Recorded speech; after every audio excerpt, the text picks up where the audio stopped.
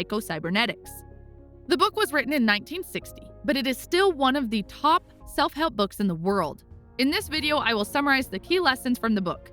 So let's get started. You must have known a kid in school who always got low grades. Teachers scolded him for not studying and not paying attention. Let's call him Jack. No matter how much Jack tries to get good grades, he always ended up being the one with the lowest grade. So eventually, Jack himself accepted and started saying that he was a failure. He couldn't understand mathematics. It's almost like he was proving to himself and the world right about the image he was building in his mind about not being good at maths. Dr. Maxwell associates this behavior with self-image. He says the human mind accumulates enough proof to believe in the image that the world is creating for it. In the above case, Jack repeatedly got scolded for his low marks, which made him build an image in his mind about not being good at his studies. And he started identifying with his mistakes and failures. You probably have heard such statements. This is the way I am. I can't remember names. I'm bad at playing sports, etc. Instead of saying, I failed, people start to say, I am a failure. All of us have some false beliefs about ourselves, which we end up proving right over and over. Dr. Maltz was a plastic surgeon who often saw his patients struggling in dealing with their flaws, and they thought correcting their physical flaws would help them to improve their self-image. Once, a very shy lady came to his clinic. She had a hump on her nose, which always made her lose confidence in herself. So the doctor performed the surgery and gave her a classic nose and a flawless face. After the recovery, when the doctor asked how she felt, she replied, I can't find any difference, and my face is still ugly. The doctor showed the before and after pictures and asked to compare them again, and her reply was, I can see the difference now, but I feel the same. Dr. Maltz says this was just one of the many cases in which the scar on the outside got healed, but the inner scar continued to haunt his patients. And this encouraged him to devote his life to finding answers and helping his patients recover on the inside. So he started researching more about our subconscious mind. One of the things he realized was that our subconscious mind is not biased. You give it goals for achieving success, and it will operate as a success mechanism. Or give it negative goals, and it operates as a failure mechanism. Now do you understand why you feel the way you feel? So how can you change your self-image? The answer is using the power of your creative imagination. Now, I'm sure right now you think you already know the power of imagination, but somehow I have a feeling that you don't. If you did, you wouldn't pick up your phone first thing in the morning and check Instagram or your email. Instead, the first thing you would do would be to sit down and spend 30 minutes creating your new life, your new self-image. So allow me to spend a few minutes explaining the power of imagination with a few examples. Studies have shown that when college students were asked to imagine that one of their hands was immersed in ice-cold water, the temperature reading showed the temperature dropped in that hand. And when they were told to imagine a spot on their foreheads was hot, the temperature reading showed an actual rise in skin temperature. How is this possible? Well, through the power of our belief system. Our nervous system cannot tell the difference between an imagined experience and a real experience. It reacts how it imagines the situation to be true. I would like to tell you the story of Major James Nesmith. He was a prisoner of war and was kept in confinement for 7 years in a cage. During his imprisonment, he saw no one, talked to no one, and had almost no physical contact. For the first few months, he hoped and prayed to get released, but eventually realized that he would go insane if he didn't occupy his mind somewhere else. Without any availability of means, he had no option but to live in his imagination, or he would go insane. He was fond of golf prior to the capture, and golf used to bring him a lot of peace and calm. So he started visualizing himself being on the golf course, the kind of clothes he was wearing, the smell of the freshly cut grass, the warmth of the sun, and birds chirping all around. He would then visualize practicing the swing and hitting the shot. He did this for 7 straight years, playing every angle in his mind. He was released after 7 years, and physically his health deteriorated because of the confined space. But the first thing he did after returning was to go on a golf course. And to everyone's surprise, He hit a 74, which is a brilliant score for someone who had not played golf for 7 years. This is the power of imagination. We should use it to change our self-image. Here is an exercise the author advises. Step 1. Sit on a chair comfortably. Then imagine your left leg turning into concrete, becoming heavier with every passing second. Then bring your focus to your right leg. It also starts turning into concrete, sinking into the floor and becoming heavier and heavier with every passing moment. Come up to your left arm. Feel your fingers getting heavy, then your wrist, and the whole hand is turning concrete up to the shoulders, so heavy that it starts to pull you down with it, and your whole body is tilting to your left side because of it.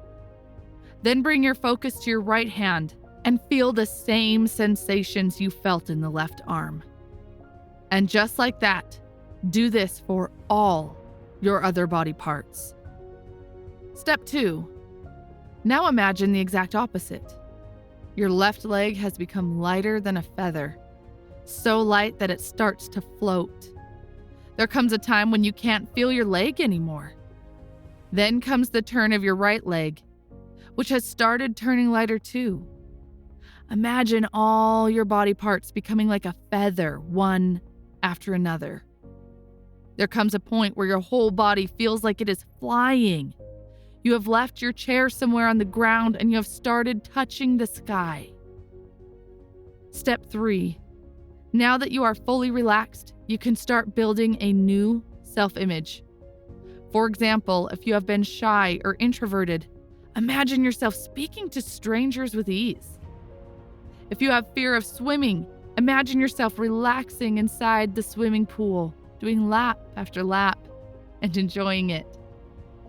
Be as detailed as possible and really feel the positive emotions of it in your body. If you noticed in the above exercise, the first 2 steps were all about physical relaxation. We only started to build our self-image after we are fully relaxed. There's a powerful reason behind this. For example, has this ever happened to you that you wanted something so bad that it started stressing you out and giving you anxiety? You have consciously made every possible effort to get your wish fulfilled, but the success finally came only after you gave up trying. Why is that? Because whenever we try to make conscious efforts, it jams our creative mechanism. You must have experienced an awkward person in social gatherings who is always so self-conscious and all of their moves appear to be calculated and rehearsed. If people learn to let go and stop trying so hard, they could actually start tapping into their creativity and be themselves. For example, whenever he got stuck in a problem, Edison would lie down and take a nap. His naps were not just to get over the tiredness, he was giving a window to his subconscious mind to think creatively about the problem he had to solve. When we relax and let our forebrain rest a while, we recharge that part of the brain that is responsible for creative thinking. That is why you often hear people say they get great ideas while in the shower. I know it's easier said than done. It is difficult to let go of the tension, especially when it comes to a situation we want the immediate result. Dr. Maltz suggested relaxing your physical body first, as explained in the previous exercise. With a relaxed body and mind, gradually start to think about the solutions you're looking for.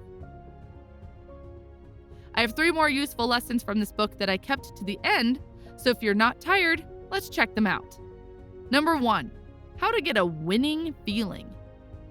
But first, what is this winning feeling? And how can it help you win in every situation? Remember the time when you woke up on the morning of the exam on your favorite subject and you knew in your bones that you were going to kill it that day, before even knowing what questions are going to come? Or the time when you were waiting to get called for the interview for your dream job, and before the interview you somehow knew that you were going to get the job? It is so difficult to explain this feeling in words, but I'm sure you must have felt it in your life.